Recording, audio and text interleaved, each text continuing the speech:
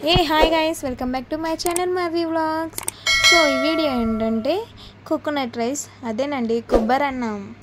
మనము ఎలా చేసుకోవాలో కొబ్బరి అన్నని వీడియో చూసేద్దాం. ఫస్ట్ ఆయిల్లో బాగా కొంచెం వేడైన ఆయిల్లో తిరగమాత గింజలు అండ్ కొంచెం ఎక్కువ జీలకర్ర వేసుకొని, తర్వాత ఎండుమిర్చి, అల్లం అండ్ ఉల్లిపాయ ముక్కల్ని అలా వీడియోలో చూపిస్తున్నట్టు కట్ చేసుకొని అందులో వేసుకోవాలి.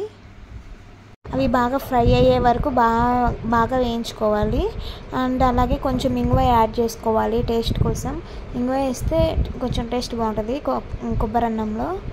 సో అలా అవి వేగుతున్నప్పుడు మనం ఆల్రెడీ పచ్చి కొబ్బరిని తురుము ఉంచుకోవాలి. సో ఆ తురుము పట్టిన కొబ్బరిని తిరుమాతలో బాగా వేయించాలన్నమాట. అది కూడా ఎలా అంటే కొంచెం మెర్రగా వచ్చే విధంగా వేయించుకోవాలి. ఆయిల్ అంతా బయటకు వస్తుంది.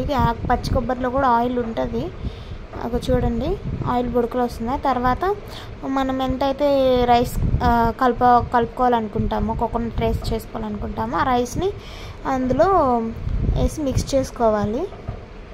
బాగా మిక్స్ చేసుకోవాలి.